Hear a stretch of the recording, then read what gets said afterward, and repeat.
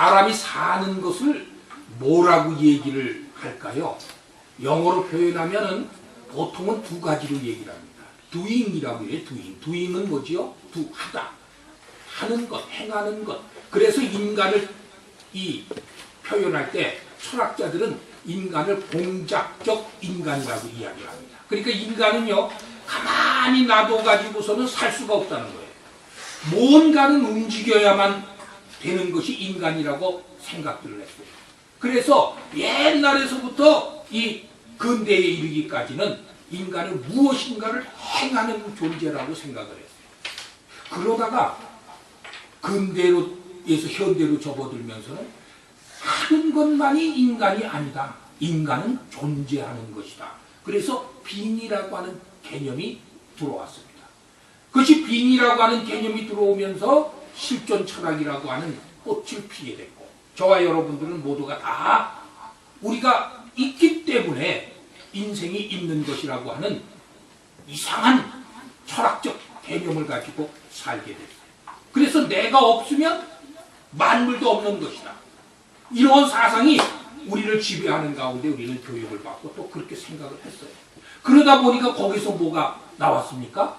나라고 하는 개체, 자라고 하는 나중심, 그 내가 세계에서 가장 중요한 존재로 부각이 된 것이 우리 근대에서부터 현대로 온 삶이요. 오늘 이 현대의 삶은 그러기 때문에 나를 가장 잘 적절하게 표현하고 나를 잘 선전하고 사는 사람이 승리하는 사람이라고 보통은 이렇게 세상은 알고 있고, 우리 이 세상을 살고 있는 대부분의 사람도 그런 속에서 자기를 표현하고 살아가는 희망, 소망, 이런 것들을 가지고 살고 있어요. 그런데 성경은 우리 인생을 뭐라고 하고 있을까요? doing도 아니고 being도 아닙니다. 물론 doing도 있고 being도 그 속에 있습니다. 그런데 성경은 뭐라고 했습니까? going이라고 얘기했어요. 인생은 가는 것입니다. 근데 굉장히 그 이야기를 들으니까 새로워지는 느낌이 들잖아요. 아, 인생은 가는 것. 그런데 옛날 고대에도 그런 이야기를 한 사람들이 있었던 거예요. 대부분 웬만한 사람들은 doing과 being이라고 하는 철학적 개념을 도입했을 때 그것이 뭐 굉장한 이론인 줄 알고 바라다보고 going이라는 것을 잊어버리고 살았지만은, 사실은 옛날 옛적에서부터 인생은 길이라고 하는, 가고 있는 중이라고 하는 그런 개념이 말은 안 하고 학문적으로 정착을 안 했지만은 그것이 세상의 세파에 늘 있어 왔던 이야기입니다. 그래서 우리가 늘 얘기할 때 인생길이요, 삶의 길이요, 길이라고 얘기를 하잖아요. 그 길이에요. 그러니까 성경의 말씀이 진리라는 얘기가 거기서도 또 한편 느껴지는 이야기이기도 합니다. 아, 그래, 맞아. 인생은 가는 거야. 그래서 인생은 나그네 길이라고 하는 거예요.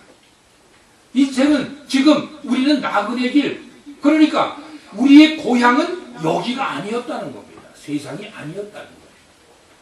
마치 세상이 고향이라고 생각하는 사람들은 전부 뭐라고 했어요? 인생을 논할 때 doing과 being 쪽으로 이야기를 합니다. 그런데 하나님을 중심으로 해서 생각을 해보면 인생은 가는 것입니다. 어디로 가는 중이죠? 저희가 짧게 보면은 죽음으로 가는 것이고, 길게 보면은 영생으로 가는 거예요. 그러니까 죽음과 영생이라고 하는 두 길이 있는데, 죽음이라고 하는 것은, 죽는다는 것은 뭘 말하는 거예요? 육신이 죽는 것을 말하는 것이지, 육신이 죽는다고 끝나는 것이 아니라는 거예요. 이게 굉장히 중요한 논리예요. 현재 이 세상을 살아가는 사람들이 being과 doing이라는 개념을 가지고 있는 사람들은 살아있는 것 자체만을 가지고 논합니다. 그런데 going이라는 개념을 도입하게 되면은 살아있는 것 자체가 아니라 살다가 한 번 죽는 것은 정해져 있지만, 누구나 인정하는 거죠. 히브리서 9장 27절에 나오잖아요. 한 번 죽는 것은 정해져 있지만 그걸로 끝나는 것이 아니고 그 다음이라는 이야기가 나옵니다. 넥스트라는 이야기가 나오죠. 그 다음에 뭐가 있다는 거예요? 심판이 있다는 거예요. 우리를 기다리고 있는 것이 있다는 거예요. 그러니까 우리를 기다리고 있다는 것은 사는 것이 죽음으로 끝나는 것이 아니라는 걸 단적으로 표현해주는 이야기이기도 합니다. 그러니까 우리의 삶이라고 하는 것은 지금 육신으로 사는 이 삶이 전부가 아니요. 육신으로 살다가 한 번은 누구든지 육신의 생명이 끊어지게 돼 있지만은 그 끊어진 이후에도 나라고 하는 존재는 계속 살아가는 시간이 주어진다는 것이에요. 근데 그 살아가는 시간이 주어질 때 어떻게 살아가느냐가 중요한 것이지요. 우리 이 세상에서도 사는 모습이 보면은 잘 사는 사람, 못 사는 사람, 귀하게 사는 사람, 형편없이 사는 사람, 여러 가지 천태만상의 이 양태를 보이면서 살고 있잖아요. 그런데 죽음 이후의 이 인생도 크게 달라진다는 거예요. 근데 제일 먼저 크게 달라지는 것은 영생을 가긴 가는데, 하나는 죽음의 영생, 즉 그거는 죽음의 영생이라고 표현하지 않고 쉽게 알아듣기 위해서 뭐라고 표현합니까? 영벌이라고 표현하고 있어요. 그러니까 영벌로 가는 인생이 있고, 그리고 정말 영생, 기분 좋게 살아갈 수 있는 정말 살아가는 것, 그걸 영생이라고 얘기해요. 그러니까 죽음 이후의 세계는 영벌과 영생의 두 갈림길에 있다는 거예요. 근데 어디에서 그런 이야기가 나오나요? 성경이 그 이야기를 해주고 있어요. 근데 성경만 그 이야기를 하고 있습니까? 아닙니다. 불교에서도 말하자면 이생과 저승이 있다고 얘기를 해요. 또 인간의 사상으로 생각으로 만들어낸 어떤 이론들도 전부 영의 세계, 보이지 않는 세계가 있다고도 이야기해요. 그런데 그 어떤 얘기 중에서도 구체적이고 과학적이고 합리적이고 확실한 것으로 우리가 알려주는 것은 성경밖에는 없다는 거예요. 그리고 성경은 말로 해줄 뿐만 아니고 무엇을 해줘요? 증거를 주고 있다는 거예요. 증명을 해주고 있다는 거예요. 그래서 우리가 성경을 읽게 되고 성경을 마주하게 되는 것입니다. 성경은 그러니까 사람이 쓴 것이 아니요, 하나님이 사람의 손을 빌어서 하나님의 계획과 하나님의 일들을 기록해 놓은 책이 성경이다. 그래서 우리는 성경을 그런 입장에서 받아들입니다. 그렇게 받아들이고 보다 보니까 그 성경 속에 여러 가지 인생길에 관한 이야기가 나옵니다. 그런데 오늘 저희가 읽은 요한복음 14장 말씀에는 도마가 그 인생길을 물어보는 질문의 요지가 나오지만 13장에서부터 시작을 해서 14장에 걸치는 동안에 예수님의 제자 중에 특별한 4명의 제자가 그 길에 대해서 여쭤보는 질문 형식이 나옵니다. 제일 먼저 질문을 한 사람이 누구지요? 베드로가 그 질문을 했어요. 베드로가 어떻게 질문했나요? 예수님이 최후의 만찬을 여시고 그 자리에서 가룟 유다, 다시 말해서 내 제자 중에 한 사람이 나를 사탄의 손에 넘겨줄 계획이 있을 것이니라. 그 자가 누구냐 하면 내가 그에게 오늘 빵을 주는 자리라. 그래서 가룟 유다가 빵을 받아가지고 밖으로 나갔죠. 나가자마자 주님이 뭐라고 얘기를 하셨습니까? 너희가 이후에 나를 찾을 때가 오느니라. 그러니까 제자들은 그 얘기가 지금 무슨 얘기인지 모르고 있어요. 아니 주님이 여기 계신데 언제 우리가 주님을 찾게 된다는 겁니까? 지금은 너희가 내가 가는 길을 알지 못하지만은 곧 알 때가 오리라. 이런 이야기를 하십니다. 내가 유대인들에게도 다 얘기한 것처럼 나는 지금 갈 곳이 있느니라. 그러니까 그때 성미 급한 베드로가 뭐라고 물어봤어요? 주여 어디로 가시나이까? 하고 질문을 합니다. 그리고 왜 우리가 같이 가지 못하고 주님 혼자 가신다는 이야기입니까? 하고 베드로가 뭐라고 했냐면 나는 이미 내 생명을 주님에게 다 바칠 각오가 되어 있는데 어찌하여 주님은 혼자 가신다고 하시나이까? 베드로가 그렇게 질문하는 거예요. 그래서 주님이 가시는 길이 어디예요? 하고 물어보는 거예요. 아주 정확하게 질문하는 거예요. 근데 그러니까 그때 주님이 뭐라고 그러셨어요? 네가 네 생명을 버리면서 나를 함께 하겠다고 하지만 내가 가는 길을 너는 지금 같이 갈 수가 없는 길이니라.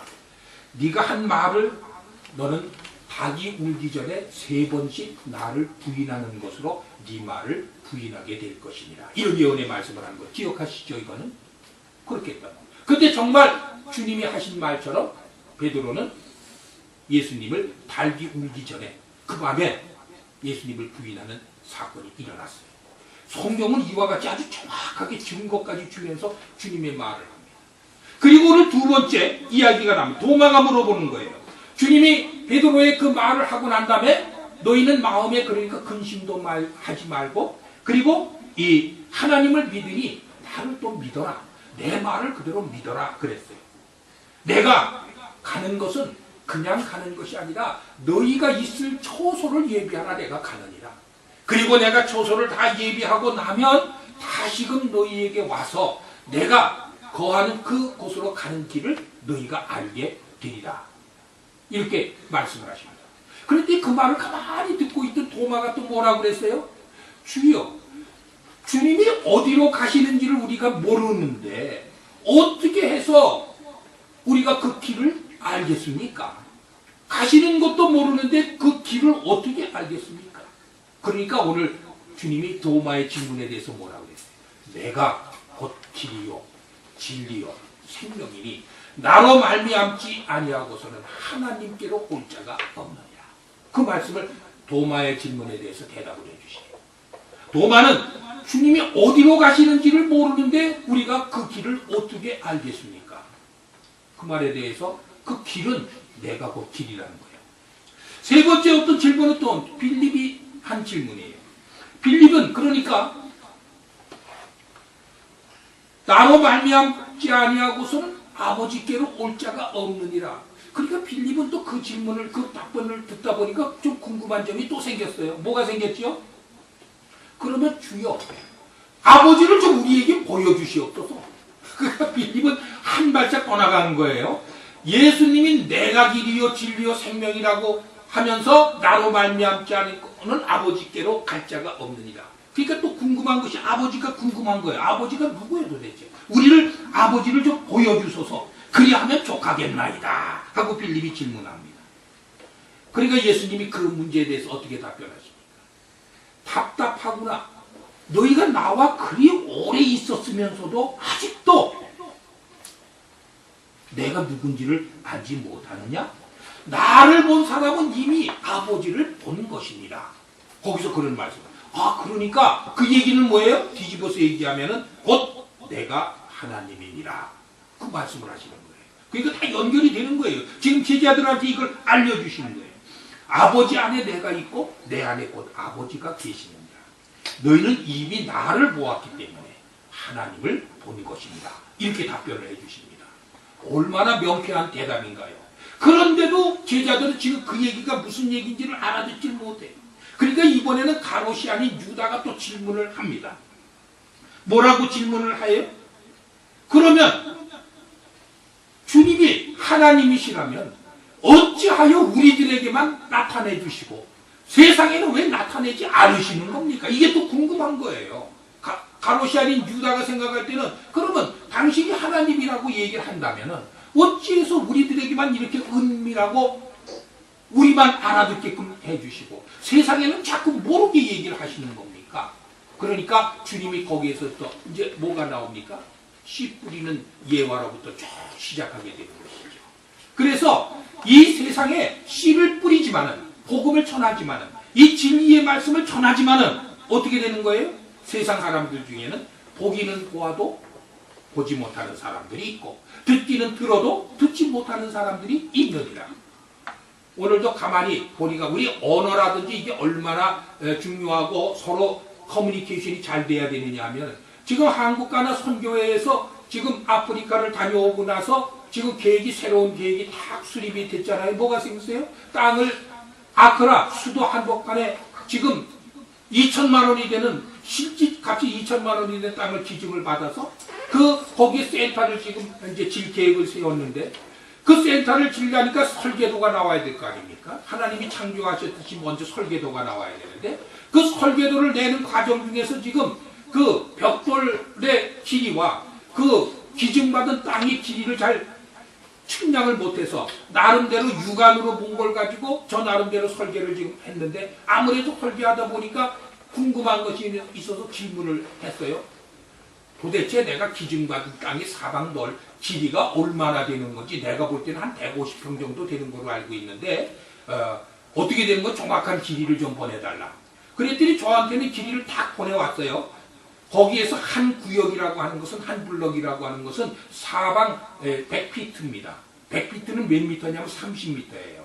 그러니까 정사각형으로 해서 사방 30m, 30m가 말하자면 한 블럭이에요. 그러니까 우리가 기증받은 땅이 30m, 30m예요. 그것이 우리나라 평수로 따지면 몇 평이냐면 약 270평 되는 거예요. 저는 한 150평으로 봤는데 그게 270평 되는 땅을 받은 거예요. 그런데 그 다음에 우리 정 집사님을 통해서 또 갑자기 뭔가 이렇게 길이를 잰 것이 또 날라왔어요. 그래서 그게 도대체 뭔가 하고 들여다보니까 이게 인치인가? 글씨를 너무 못 써서 그렇게 됐는지, 너무 잘 써서 그렇게 됐는지, 도대체 이거 어떻게 볼 수가 없어요. 그때 거기에는 뭐냐면 사방의 길이만 나온 게 아니라 높이까지 나왔더란 말이죠. 그래서 이제 추측에, 요거 미터로 한 거야. 그럼 미터로 계산했다면은, 이 18, 미터 이렇게 된 걸 보니까 이것은 우리가 머물렀던 집의 그 규모를 여기다 적어 보냈구나. 처음에는 그렇게 인식을 했어요. 근데 오늘 아침에 와서 정부님한테 다시 온 걸 확인하니까 그게 미터가 아니고 인치로 개념을 했고, 그 인치라고 하니까 18인치가 얼마나 되지 길이가? 45cm란 말이에요. 아니 그럼 우리가 받은 땅이 45cm란 말이니까 깜짝 놀라서 생각을 해보니까 그게 아니고, 거기서 블럭이라고 얘기해서 온 것은 벽돌 한 장의 크기를 말하는 거예요. 그러니까 벽돌 한 장의 크기가 길이가 45cm, 가로가 얼마, 높이가 요걸 재서 보낸 겁니다. 왜? 건축을 하려면 벽돌의 크기도 나와, 거기 벽돌의 크기가 나와야 벽돌이 몇 장 들어갈 것인가 계산할 거 아니에요. 언어가 얼마나 중요하냐면은 서로 커뮤니케이션이 안 되고 사용하는 방법들이 다르니까 이거를 해석하는데 지금 한 일주일 걸린 거예요. 그걸 봐가지고 일주일 걸렸어요. 그러니까 가롯이 아닌 유다가 주님에게 물어보는 것도 당연한 얘기예요. 도대체 무슨 말씀을 하는 건지 못 알아듣겠거든. 그러니까 어찌해서 우리에게는 하나님을 말씀 안 하시고, 말씀하시고 다른 사람들에게는 그렇게 알지 못하게 하십니까? 그런 거예요. 일이 이를 때에 너희로 알게 하기 위해서 내가 그렇게 하느니라. 요 말씀을 하나 더 붙입니다. 그 말씀은 무슨 말씀이죠? 일이 이를 때에. 그러니까 제자들이 너희는 아직은 모르는 거야. 너희가 생각할 때는 내가 이 세상에 온 것은 세상을 구원하러 왔다고 하니까, 너희가 생각하는 구원의 방식은 힘으로 로마를 제압하고 그리고 유대 나라를 어마어마하게 강력한 나라로 세우는 것을 구원이라고 생각하고 있지. 그런데 그건 아닙니다. 내가 구원을 한다고 하는 것은 그런 의미가 아니고, 나는 십자가에 달려서 죽을 수밖에 없는 설계를 지금 진행하고 있는 중이니라. 그러니까 제자들이 그거 들을 때는 한심한 얘기죠. 세상을 구원하러 오셨다고 호언 장담하시는 분이 곧 가서 죽는다고 얘기하니까 그게 무슨 구원이냐 이런 말이에요. 그러니까 주님이 하신 말씀이 너희가 그것을 깨달을 때가 오느니라. 그런데 정말 예수님이 십자가에서 달리셔서 죽으셨어요. 그리고 제자들은 다 실망을 해서 고향으로 다시 내려갔어요. 그런데 예수님은 사흘 만에 부활하셨어요. 부활하신 예수님이 40일 동안에 흩어진 제자들을 일일이 찾아다니면서 부활하신 몸을 증거해 주셨어요. 그리고 약속하셨던 성령 증거하시고 하늘로 올라가시기 전에 이제 내가 너희를 떠나 정말 가버리지만은, 다시 올 것을 약속하고 가지만은, 내가 없는 동안에 너희가 꼭 필요한 보혜사가 필요하니 내가 다른 보혜사를 너희에게 보내줄 것입니다. 그래서 그 다른 보혜사 성령이 오실 것을 약속하고 떠나시고, 그 성령이 언제 오셨어요? 가신 지 열흘 만에. 내가 가면 너희는 흩어지지 말고 모여서 열심히 기도를 해야 하느니라. 그래서 기도할 것을 권고했는데, 제자들이 그 떠나가시는 중 이제는 부활하신 예수님을 보고 나니까 예수님의 말씀은 진짜 진리라는 거예요. 그것은 변하지 아니하는 말씀이라는 거예요. 그러니까 그 말씀 따라서 마가의 다락방에 모여서 기도를 합니다. 처음에는 한 500여 명이 모여서 기도를 했다는 거예요. 그런데 나중에 끝까지 남아서 기도한 사람들은 한 120명 정도 된다고 그러죠. 그런데 그 열흘 만에 정말 예수님이 약속하셨던 보혜사 성령, 그분이 바람 같은 느낌으로, 불의 터 같은 느낌으로 기도하는 120분도 성도마다 심령에 성령으로 세례를 부어 주셔서 진정 보혜사 성령을 맞이하게 돼요. 성령이 오시니까 어떤 역사가 일어났다고 그랬죠? 그 120명이 죄다 자리에서 일어나서 그 120명은 저 이디오피아에서 온 사람도 있고, 저 구브로에서 온 사람도 있고, 저 구레네에서 온 사람도 있고, 세계 보초에서 온 그 120명의 제자들이 각각 일어나서 자기가 사는 고장의 말로 뭘 했다고 그랬어요? 예수가 그리스도인 것을 증거하니. 다른 거 한 거 없어요. 예수가 그리스도라. 우리와 함께 살고 십자가에 못 박혀 너희들이 죽여버렸던 그 예수가 바로 우리의 구원주였다는 것을 이제 우리는 알게 되었느냐 하고 용기백배에서 증거하는 그 일이 역사적으로 일어났어요. 그것을 오순절이라고 합니다. 오순절이라고 하고, 우리가 1년 매년마다 성령 강림주일, 언제가 성령 강림주일이죠? 다음 주가 그래서 성령 강림주일입니다. 네, 성령 강림주일에, 그래서 이 전 세계에서는 원래 이 기독교는 이 성령 강림주일이 엄청나게 중요한 주일이 되는 거예요. 성령께서 오셔야만 우리가 진리를 알 수가 있고, 예수께서 평소에 하신 말씀이 다 증거가 되고, 그리고 우리가 그걸 인식하게 되고, 성령이 오셔야만 우리가 입으로 예수를 주라고 시인할 수 있는 능력을 받게 되는 거 아니에요. 그래서 사도행전 1장 8절에도 나오지 않습니까? 성령이 너희에게 임하시면 너희가 뭘 해요? 네. 예루살렘과 온 유대와 사마리아 땅끝까지 이르러 내 증인이 되리라. 그러니까 성령이 임하실 때 우리는 증인의 삶을 살게 된다는 거예요. 자, 성경이 이렇게 얘기를 합니다. 오늘 제자들이 4명이 예수님에게 도대체 주님이 가시는 길이 어딥니까? 그래서 길을 물어봤어요. 그것을 우리는 삶의 길이라고 해요.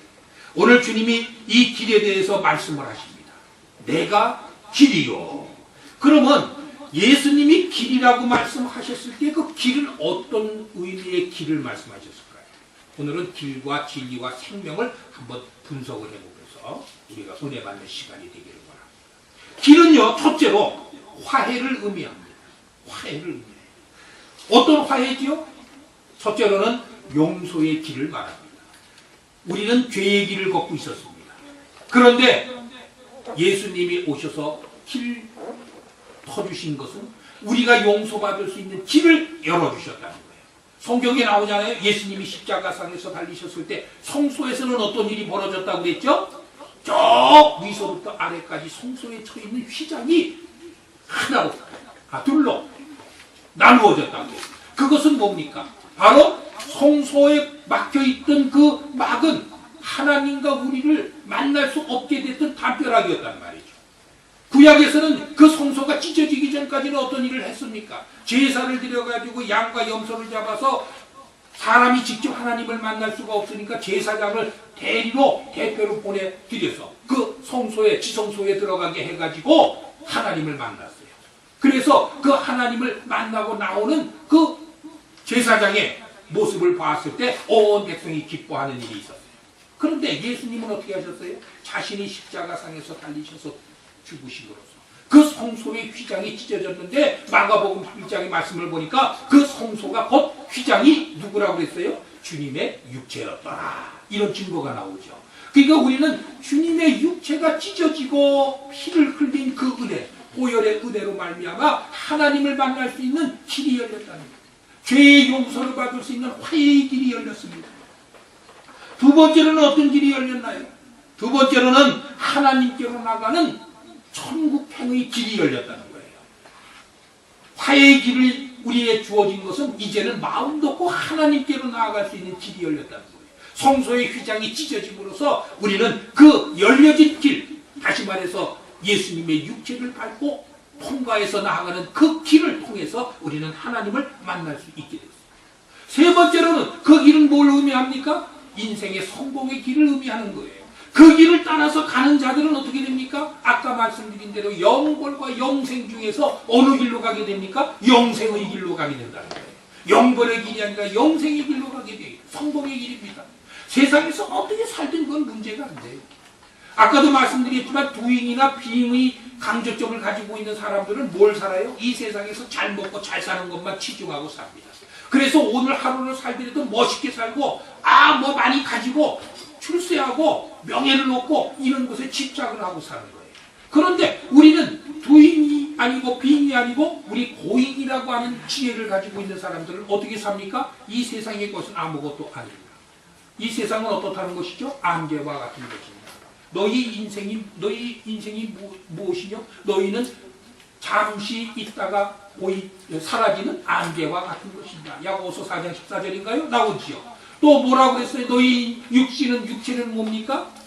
들의 풀과 같고 풀의 꽃과 같은 것이 너희 인생이 만들어내는 영광이요 아름다움이니라. 이사야서 40장 6절 8절에 나오죠. 또 베드로전서 1장 24절 25절에 그 말씀이 나와요. 그러니까 거기에서 그런 표현을 다 하고 있어요. 마치 그것을 잘못 해석하면 인생이 그런 것으로 생각할 수가 있습니다. 근데 성경을 자세히 읽어보세요. 오늘 우리 그 칼럼란에 제가 그래서 썼습니다만은 성경에서는 인생이라고 얘기 표현 안 했어요. 뭐라고 표현했어요? 너희 육체가 무엇이뇨? 즉 유구의 삶이 무엇이뇨? 이렇게 물어본 거예요. 육신으로 삶은 이 땅에서 삶이 무엇이뇨? 그것은 들의 풀과 같고 그 육신의 삶으로 이루는 아름다움이라는 것은 결국은 풀의 꽃과 같은 것입니다. 금방 시들어버리고 꽃은 떨어지고 말아버리는 것. 그것이 바로 육신의 삶입니다. 인생이 아니라는 거예요. 잘못 생각하면 안 돼요. 인생이라는 건 성공으로 가는 거예요. 즉 주님을 따라가는 길은 우리가 성공으로 가는 거예요. 우리는 이 세상에서 어떻게 살든 관계없이 우리에게는 보장이 되어 있다는 거예요. 영생의 길이. 그 다음에 그 길을 가기 때문에 그 길을 우리는 확보하고 이미 우리가 가지고 있기 때문에 우리 인생은 어떻게 됩니까? 행복할 수가 있는 겁니다. 행복의 길로, 행복의 삶으로 갈 수 있는 길이에요. 신명기 10장 13절에 나오죠. 내가 너희의 행복을 위하여 이러한 규례를 주는 것이 아니라. 그래서 너희가 이 규례를 지키면은 들에서도 복을 받고 성에서도 안에서도 복을 받고 너희 떡반죽 그릇의 쾅주리가 복을 받고 들어와도 복을 받고 나와도 복을 받고 그 복 받는 이야기가 거기 다 나오는 거예요. 어떻게 하면요? 우리 행복을 위해서 주님이 주시는 규례를 우리가 지킨다. 그래서 예수님은 오셔서 세상적으로 생각하는 사람들에게 이런 말씀 명언을 하나 남기셨어요. 어떤 말을 남기셨죠? 사람이 천하를 얻고도 그 생명을 잃어버리면 무슨 소용이 있겠느냐. 두고두고 우리가 꼭 마음에 새겨야 될 이야기입니다. 천하를 얻고도 부귀영화를 다 얻었는데도 결국 내 생명이 없어진다면, 즉 영벌로 들어간다면 그것이 무슨 소용이 있겠는가. 우리가 이 세상에서 살면서 행복할 수 있는 길은 어떤 것이 행복한 거예요? 영생을 가지고 이 세상에서의 삶도 살 수 있는 것이 행복이라는 거예요. 이것이 길의 의미입니다. 우리는 가고 있는 사람들이다. 어디로? 영생의 길로 가고 있는 사람들. 또 믿지 아니하는 사람들은 어디로 가고 있는 거예요? 영벌의 길로 가고 있는 거예요. 그러니까 어느 길을 갈 것이냐. 영생으로 가는 길은 좁은 길이요, 영벌로 가는 길은 넓은 길이라는 비유의 말씀까지도 우리 연상을 하면서 그 길을 가슴에 새기기를 원합니다. 두 번째, 내가 길이요 진리라고 그랬어요. 진리는 뭐가 진리죠? 진리는 변하지 않는 것입니다. 진리는 변하지 않는 거예요. 근데 우리가 초등학교 다니면서부터 이거는 철칙이야, 1 플러스 1은 2야, 이거 진리인가요 아닌가요? 우리는 진리로 알고 있었어요. 그런데 아인슈타인이라고 하는 사람이 이 세상에 나와가지고 엉뚱하게 우주의 원리를 나눌 때 우주에서는 어떻습니까? 우주에 올라가면 1 플러스 1은 2라는 공식이 맞지 않는 거예요. 1 플러스 1은 2라고 하는 공식은 우리 지구상에서만 맞는 이야기입니다. 우리 십진법을 쓰는 사람들에게만 맞는 이야기예요. 그러니까 아인슈타인이 말하는 아인슈타인의 그 수학을 아직도 푸는 사람이 없지요? 그건 지금 퀘스천 마크에 아직도요. 우주의 원리라는 거예요. 즉 우주의 원리라는 건 누구의 원리일까요? 하나님의 원리라는 거예요. 그러니까 우리 수학이라는 진리라는 것도 우리는 진리를 알았던 것인데 그건 진리가 아니라는 거예요. 그저 우리가 삶에서 필요한 지식 정도에 불과하다는 겁니다. 그러니까 우리가 여기 서울에서 부산까지 기차를 타고 가요. 근데 사람들은 그 기차를 타고 가면 틀림없이 도착한다는 생각들을 가지고 있어요. 근데 그 맞는 얘기예요? 사실은 안 맞는 얘기예요. 1000번 중에 한 번, 10,000번 중에 한 번은 내가 타고 가던 그 기차가 사고도 날 수가 있다는 거예요. 그러니까 우리는 확률 속에서 사는 사람들이지 진리 안에서 사는 건 아니라는 거예요. 이거 분명히 알아야 돼요. 그러니까 진리는 뭐예요? 그렇다면 진리는 어떻게 되더라도 변하지 않는 것이 진리입니다. 진리는 그러니까 누구밖에 없어요? 하나님밖에 없으시다는 거예요. 진리가 사람들이 만들어 놓은 걸 다 진리라고 이야기하면 안 된다는 거예요. 진리는 다른 데서 변할 수 있는 거예요. 그래서 오늘 진리라고 하시는 말씀을 통해서 우리가 알아두는 것은 뭐냐면 진리는 주님께서 우리들에게 내가 진리요라고 말씀하실 때는 이러한 것이니라 하고 우리에게 비춰주시는 빛입니다. 조명이 되는 것입니다. 우리에게 깨달음을 주시기 위해서 주시는 말씀이 곧 진리라고 하는 이야기가 되는 거예요. 요한복음에도 나오지요. 그 안에 생명이 있었으니 그 생명이 곧 사람들의 빛이니라. 바로 그런 얘기가 예수님 한 분이 진리였구나. 근데 그 예수님은 누구라고 그랬어요? 요한복음 1장 1절 말씀해 보니까 태초에 말씀이 계셨으니 그 말씀이 하나님과 함께 계셨느니라. 그 말씀이 곧 하나님이시니라. 그 말씀이 어떻게 됐다고 그랬어요? 말씀이 육신이 되어 우리 가운데 거하시니 그 영광을 보니 하나님의 영광이요 진리와 은혜가 충만하더라. 결국은 진리는 그리스도 예수, 즉 하나님 한 분이 진리라는 거예요. 그래서 그걸 우리에게 지금 비춰주시는 겁니다. 빛으로 조명. 내가 진리요. 그러면 그 내가 진리요라고 할 때는 첫 번째로 우리에게 알려주시는 말씀이 뭐예요? 나는 너희들이 생각하는 것처럼 보이지 않는 존재, 이런 영적인 존재만이 아니라 나는 인격이니라. 이런 걸 말씀. 인격이라는 겁니다. 하나님은 인격이시구나. 우리 미신을 믿거나 다른 종교에서는 인격이라고 생각합니까? 신을? 절대 신을 인격이라고 생각하는 종교가 없어요. 우리 기독교만 하나님을 인격체로 봅니다. 인격이라는 것은 뭘 인격이라고 하지요? 우리가 사람이라고 하면은 인격이에요. 인격. 개라고 하면 견격이 되겠죠. 근데 인격, 사람이라고 신은 하나님도 우리가 사람이시라는 거예요. 우리가 하나님의 형상으로 창조됐다는 건 하나님도 사람이시라는 거예요. 그럼 하나님도 인격이 있으시다는 거예요. 그럼 인격이 있다는 건 어떤 걸 가지고 있어야 인격이 되나요? 지, 정, 의. 이 세 가지를 동시에 가지고 있는 존재만이 인격이라는 거예요. 지식, 감정, 의지. 이 세 개를 동시에 하나님은 이 지, 정, 의를 세 가지를 다 갖고 계신 거예요. 인격이라는 거예요. 내가 진리요 라고 말할 때 우리가 반드시 알아야 되는 건 하나님은 보이지 않는 그냥 영적인 존재로구나. 이걸로 그냥 끝내면 안 돼요. 하나님은 인격이 있어요. 저와 여러분들이 얼굴을 맞대고 이렇게 대화하듯이 하나님도 우리가 얼굴을 맞대고 대화할 수 있는 그런 대상이라는 거예요. 근데 하나님은 그 얼굴을 맞대고 대화할 수 있는 방법을 뭐로 주셨나요? 기도라고 하는 무기로 주셨어요. 그래서 우리가 새벽에서부터 기도를 하게 되면 하나님과 대화할 수 있는 그 대화의 장이 열린다는 것입니다. 그 기도가 굉장히 중요해요. 두 번째, 진리라고 하는 말씀. 그 진리라고 하는 말씀 중에서 뭘 우리에게 조명해 주시는 거예요? 하나님은 거룩하신 분이시니라. 이걸 알려 주시는. 그럼 왜 거룩이라는 게 나오나요? 거룩, 이 세상에 존재하는 저와 여러분들을 비롯해서 이 만물에는 항상 뭐가 존재합니까? 선과 악이 공존합니다. 좋은 것이 있으면 나쁜 것이 꼭 따라다니게 되어 있는 것이 이 세상의 이치예요. 그렇잖아요? 달빛이 있으면 어둠이 있습니다. 선한 것이 있으면 악한 것이 있습니다. 반드시 있어요. 그런데 하나님은 어때요? 어둠이 조금도 없으십니다. 악이 조금도 없으십니다. 하나님은 완전히 거룩하신 분이라는 거예요. 그것이 내가 진리이다. 이걸 가르쳐 주십니다. 어둠이 조금도 없다는 거예요. 그래서 그 어둠이 조금도 없는 걸 어디서 나타내시죠? 고린도후서 5장 21절에 그는 죄가 어둠이 없다는 건 죄가 없다는 거예요. 예수님이 하나님이시니까 보면 알잖아요. 예수님은 고린도후서 5장 21절에 뭐라고 그랬어요? 죄가 없으시니라. 죄가 없으신 분이 사람의 몸을 입고 오셨어요. 빌립보서 2장 7절에 하나님과 같이 되지 않냐고 죄의 몸을 입으셔서 오셨어요. 그것이 하나님이세요. 그리고 베드로전서 2장 22절에 뭡니까?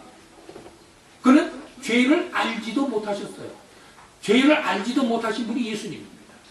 그래서 요한일서 3장 5절에 뭐라고 그랬어요? 그러므로 그는 죄가 없으신 분이시다. 이게 거룩하신 분이라는 거예요. 아, 진리는 거룩입니다. 그러니까 여러분들이 진리했는데 진리 안에 티나 흠이 조금이라도 있는 것은 진리가 될 수가 없다는 거예요. 진리라는 건 아주 깨끗하고 아주 순수하고 거룩한 것만이 진리입니다. 그러니까 하나님 한 분이 진리라는 거예요. 세 번째로 내가 진리요라고 말씀하실 때 뭘 가르쳐 주십니까? 하나님은 자비로우신 분이라는 걸 가르쳐 주십니다. 깨끗하고 거룩하시니까 항상 무엇을 생각하십니까? 선한 것만을 생각하십니다. 선한. 그러니까 이렇게 얘기하면 아니 그러면 선한 것만을 생각한다는 하나님이 왜 이 세상에 전쟁을 일으키게 만들고 왜 이 세상에 싸움이 있고 시기 질투가 있게 만드시는 겁니까? 이렇게 또 질문하는 그 미련한 사람이 얘기하는 그건 누가 그런 얘기를 하는 질문이랑 똑같은 거예요. 죄가 더한 곳에 은혜가 충만하더라. 죄가 더한 사람은 은혜를 충만하죠. 왜 그렇습니까? 내가 죄를 많이 지면 진 사람일수록 그 죄를 탕감받은 은혜가 너무 크게 느껴진다는 말씀이에요. 죄가 더한 것에 은혜가 조금 더 하더라. 그런데 어떤 사람은 그 말을 갖고 뭐라고 그러는 거예요? 그러면 우리가 은혜에 거하기 위해서 죄에 거해야만 되겠나요? 이렇게 미련하게 질문하는 사람이 있죠. 은혜를 받기 위해서 우리가 계속 죄를 더 져야만 되나요? 왜? 죄가 더한 것에 은혜가 충만하다고 하다 보니까 그 이야기를 세상 사람들의 생각으로 받아들여가지고 그렇게 잘못 이해하는 사람들이 있잖아요. 그것을 설명하느라고 사도 바울이 몇 장을 소비를 합니까? 그 로마서 전체 위대한 문장 중에서 5장, 6장, 7장, 8장까지 무려 4장을 그걸 해석하는 데 사용하는 거예요. 그러니까 그 이야기가 얼마나 중요한 얘기냐. 사람들은 백날 얘기해봐야 자꾸만 자기네들 생각으로 받아들인다는 거예요. 하나님의 말씀으로 못 받아들이고 사람의 생각으로 받아들이니까 가슴이 터질 것 같아서 사도 바울이 5장, 6장, 7장, 8장 로마서의 그 4장을 할애해가면서 사도 바울의 이야기는 어떤 이야기죠? 한 줄만 이야기해도 그 이야기 속에 어마어마한 이야기가 담겨있는 그 성경 말씀을 쓴 사람인데 한 줄이 아니라 무려 4장이라는 것을 은혜를 더 받기 위해서 우리가 죄에 거할 수 있는 것 그것을 풀어내느라고 쓴 사람이라는 거예요. 그러니까 얼마나 이것이 중요한 얘기인지 압니까? 하나님은 자비로우신 분입니다. 얼만큼 자비로우시다고 그랬죠? 하나님께서는요 우리를 연약한 상태에 있을 때 그러니까 우리가 아직 죄가 뭔지도 모르는 상태에 있을 때 우리를 위해서 어떻게 했어요? 십자가에 돌아가실 수가 있었어요. 경건치 않은 우리를 위해서 죽으실 수가 있었어요. 그리고 우리가 죄인 되었을 때에 십자가에 못 박혀 돌아가심으로써 하나님이 우리를 얼마나 사랑하시는지를 확증해 주셨다는 거예요. 그리고 우리가 하나님과 원수 되었을 때에 십자가상에서 스스로 돌아가심으로써 우리를 위해서 돌아가심으로써 뭘 증명해 주셨어요? 하나님과 우리와 화해할 수 있는 길을 열어주신 분이라는 거예요. 이것이 거룩하신 분이 아니면 자비로우신 분이 아니면 이 일은 누구도 할 수가 없는 일이라는 거예요. 그걸 하나님이 해주십니다. 인간의 의를 위해서 종의 형체를 가졌다는 그 한마디로 빌립보서에서는 대변을 해주고 있습니다. 얼마나 굉장한 말씀인가요? 내가 진리요라는 말씀 속에는 그런 진리가 그 속에 있다는 것입니다. 세 번째로 진리요 생명이니 그랬습니다. 내가 생명이라고 그랬어요. 그럼 생명은 뭘 이야기합니까? 저도 여러분도 다 생명 가지고 있다고 보고 있잖아요. 아닙니다. 생명은요 이 세상에 아담과 하와의 후예로 나오는 사람들은 우리가 살아있는 것 같지만 다 죽은 존재로 태어나는 거예요. 그게 무슨 말인가요? 그러니까 또 이 얘기를 잘못 들으면 안 되죠. 우리는 사는 것처럼 이 세상에 태어나지만은 죄된 놈으로 태어났기 때문에 저 산에서 꺾어다가 화병에 꽂혀는 꽃처럼 지구상에 살게 된 존재라는 거예요. 꺾여서 화병이 꽂아는 꽃은 어떤 꽃이라고 그랬죠? 이미 죽은 꽃이라고 그랬어요. 보기에는 살아있는 것 같이 보이지만 이미 죽은 것입니다. 그건 일정 기간만 지나면은 쓰레기통에 버려져야 되는 그런 운명에 처해진, 그것이 인간의 운명이었다는 거예요. 그러니까 모든 인간은 사실은 죽어서 태어난 것입니다. 이 세상에 올 때에. 그런데 어떻게 됐어요? 그리스도 예수께서 오셔서 십자가에 달리셔서 우리를 의로운 자로, 우리에게 새 생명을 보는, 우리를 새롭게 탄생하게 해주셨습니다. 그것을 우리는 뭘로 얘기하는 것이죠? 중생이라고 얘기합니다. 그래서 저와 여러분들은 지금 그 전에 엄마 아빠가 나한테 준 생명으로 사는 사람들이 아니에요. 우리의 생명은 무슨 생명으로 살아요? 주님이 다시금 주신 거듭난 생명으로 사는 사람이에요. 거듭난 생명이에요. 중생의 삶을 사는 거예요. 이거 굉장히 중요한 거죠. 여기서 내가 생명이라고 얘기하는 것은 그러니까 중생을 이야기합니다. 그러면 내가 중생했습니까? 중생하지 않았습니까? 내가 거듭났습니까? 거듭나지 않았습니까? 이거 굉장히 제일 궁금한 얘기죠. 신앙생활 30년, 40년 했는데도 내가 정말 구원받았나? 이거 다 궁금하게 여기고 있어요. 근데 그거 궁금하게 여기는 사람은 구원받은 사람이에요. 아예 구원받지 못한 사람은 그거 궁금하지도 않아요. 그거 궁금하게 생각하지도 않는 거예요. 그래서 생명이라고 하는 말에는 첫째로 생명을 가졌다는 것은 뭘 말하느냐? 내가 하나님의 말씀을 받을 때에, 들을 때에 내가 신적 원리에 반응을 하느냐 안 하느냐, 이것이 하나의 시금석이 되는 것입니다. 즉 영적인 생각이 나에게 떠오르냐 안 떠오르냐. 아무리 하나님 말씀을 해도 아유 그런 게 어딨어, 보이지 않는 것, 증거를 대봐, 하나님이 어디 있어 하고 부인하는 사람들이 있어요. 그런 사람들은 정말 영명이 신적인 생명을 받을 수가 없는 사람들이에요. 그래서 저는 그걸 많이 이야기를 하잖아요. 보이는 세계와 보이지 않는 세계가 있다는 거예요. 보이지 않는 세계 분명히 있어요. 우리는 보이지 않는 세계는 그건 없다고 생각할지 모르지만 분명히 있어요. 물속에 있는 고기는, 물고기는 물 밖의 세계가 있는 것이 확실해요. 근데 물고기는 그 물 밖의 세계가 있다는 걸 모르고 있다는 거예요. 이가 똑같은 거예요. 우리가 이 지구상에 사는 것 이외에 다른 보이지 않는 세계가 분명히 있습니다. 그것은 공기나 지구의 중력이나 우주가 돌아가는 원리나 이걸 가지고서 얼마든지 우리가 다 이해할 수 있고 깨달을 수가 있는 거예요. 그래서 로마서에서는 뭡니까? 하나님의 신성과 하나님의 능력이 그가 만드신 창조물 만물 위에 다 비춰서 알게 되라니 너희가 핑계치 못할지니라. 그래서 우리가 조금만 생각해 보면은 하나님이 없다고 얘기하는 얘기는 절대로 할 수가 없는 존재라는 걸 압니다. 그래서 우리가 신적인 반응을 할 수가 있는 것만, 나를 생각해 보는 거예요. 두 번째로 뭡니까? 변화는, 그래서 우리는 변화가 되는 거예요. 하나님이 계시다는 상태로 마음의 작정을 굳게 하게 됩니다. 그래서 하나님을 믿게 됩니다. 그래서 그 중생한 사람들은 전부 믿음으로 들어오게 돼 있죠. 믿게 되는데 믿었다고 해서 금방 선한 사람이 되나요? 아닙니다.